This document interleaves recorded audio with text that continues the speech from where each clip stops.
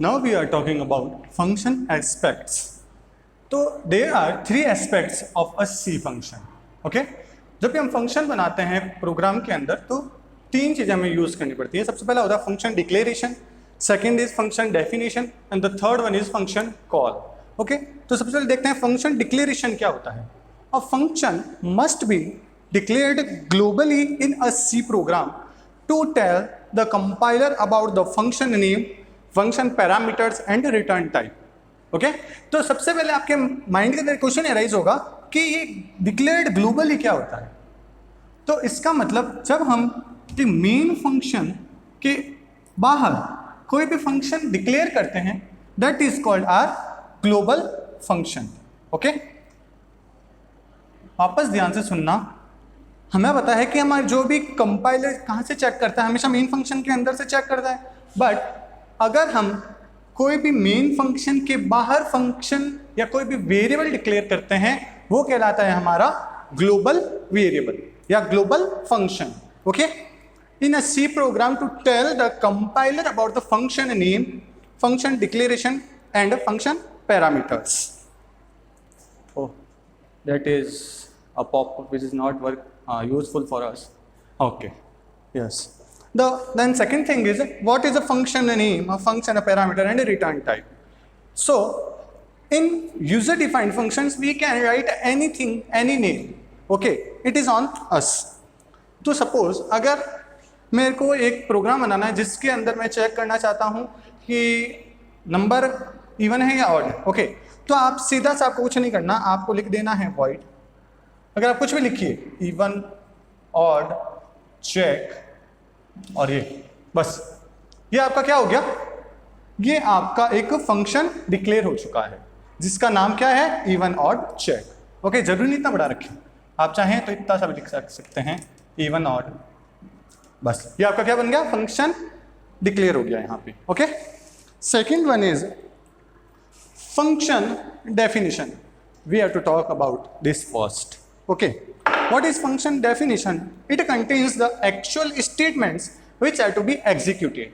It is the most important aspects to which the control comes when the function is called. Here we must notice that only one value can be returned from the function. चलिए मैं आपको बता देता हूँ हिंदी में. Function definition क्या होता है कि आपने सबसे पहले डिक्लेयर तो कर दिया कि भाई मेरे को एक ऐसा फंक्शन बना रहा हूँ जिसके अंदर मैं इवन और ऑड करना चाहता हूँ. अब सेकंड फंक्शन, अब जो आपका फंक्शन है वो वर्क क्या करेगा, उसका लॉजिक क्या है. जो भी हम लॉजिक लिखते हैं वो किस में लिखते हैं, फंक्शन डेफिनेशन के अंदर लिखते हैं. लिखने का तरीका बताता हूँ. सबसे पहले अपने कोई प्रोग्राम बना रहे हो तो सबसे पहले आपने डिक्लेयर करना पड़ेगा फंक्शन को. तो आपने डिक्लेयर करने के लिए क्या लिख दिया, वॉइड इवन ऑड. ओके, ये मेरा हो गया फंक्शन डिक्लेरेशन. ध्यान से देखना, इसको कहते हैं function declaration. Now, for the function definition, what we can do? For function definition, we write void even odd brackets. But in function definition, we can't use that semicolon. Here we use one curly braces, and in this curly braces, we write our code that how and what operation we have to perform. Okay. Then the whole code is written inside it is working as our logic. Okay, this is our function definition part. Then the third one is function call. The function can be called from anywhere in the program. The parameter list must not differ in functions calling and function declaration. Okay, तो आप एक चीज ध्यान रखना कि हम जो function declaration और फंक्शन डेफिनेशन करेंगे वो हमेशा मेन फंक्शन के बाहर होगा. आपने जो भी इंट मेन, जैसे ये फंक्शन एक प्रोग्राम बना रहे हो तो जो आप डिक्लेयर करेंगे function declaration and function definition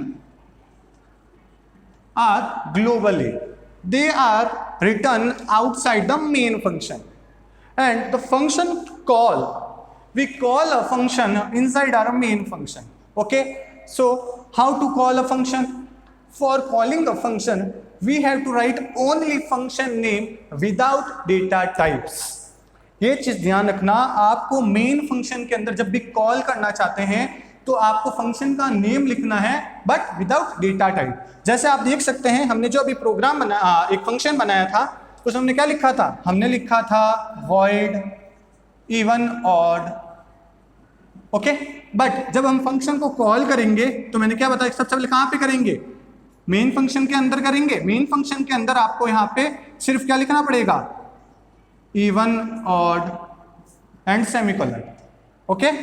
बस ये हो गया आपका फंक्शन कॉल, ओके। यहां तक कोई प्रॉब्लम नहीं। चलिए अब मैं आपको एक छोटे से एग्जांपल से समझाता हूं कि हमने अभी तक क्या बात करी थी। तो सबसे पहले आप देख सकते हैं यहां पे हमने एक हेडर फाइल इंक्लूड करी stdio.h से, देन यहां पे लिखा void sum फंक्शन। अब देखें यहां पे क्या हुआ, void sum। अब sum ये क्या है कि यूजर डिफाइंड फंक्शन है, मतलब इस प्रोग्राम के अंदर दो नंबर को ऐड करने का प्रोग्राम बनाना चाहता हूं, इसलिए मैंने क्या लिख दिया, void sum और ब्रैकेट्स के बाद सेमीकोलन। इसका मतलब ये मेरा क्या है, ये है मेरा फंक्शन डिक्लेरेशन। सबसे पहला काम ये करना पड़ता है हमको, कर दिया। Second what we have to do, we have to define the function that what operation we have to perform, okay। So for that we send here you can see we have write void sum same as it is, but in that after the brackets we can't use semicolon and we have used two brackets. What it shows, it shows that it is the definition part of our function, okay। This is the second thing।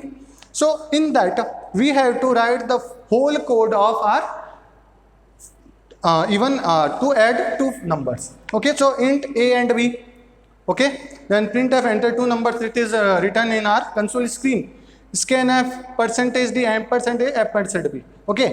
This is the whole code which is to use to perform our adding two numbers, okay। This is function definition। So you can see that void sum function and void sum declaration and definition both are done outside the main function, okay।